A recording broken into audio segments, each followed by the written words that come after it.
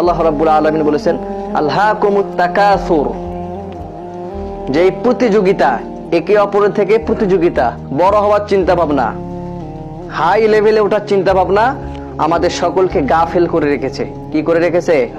গাফেল। এখানে আমাদের সকলকে আল্লাহ রাব্বুল আলামিন সম্বোধন করেছে আলহাকুমু, এখানে কুম ব্যবহার করা হয়েছে, কাকুমা কুম, এখানে আমাদের সকলকেই বলা হয়েছে, কারণ আমাদের সকলের ভিতরে এই একটা চিন্তা আছে না নাই, যে যেই কর্মক্ষেত্রে থাকুক না কেন সকলেই চায় তার বেতনটা একটু বাড়ুক, ঠিক কিনা?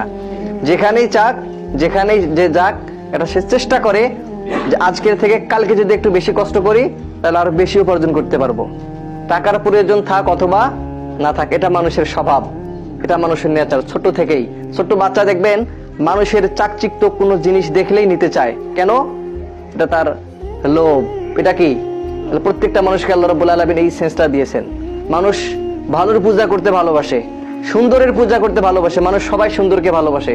প্রত্যেকটা জায়গায় যেখানেই আপনি যান, যাই কিনেন, আমরা ভালোটা নিব, ঠিক কিনা?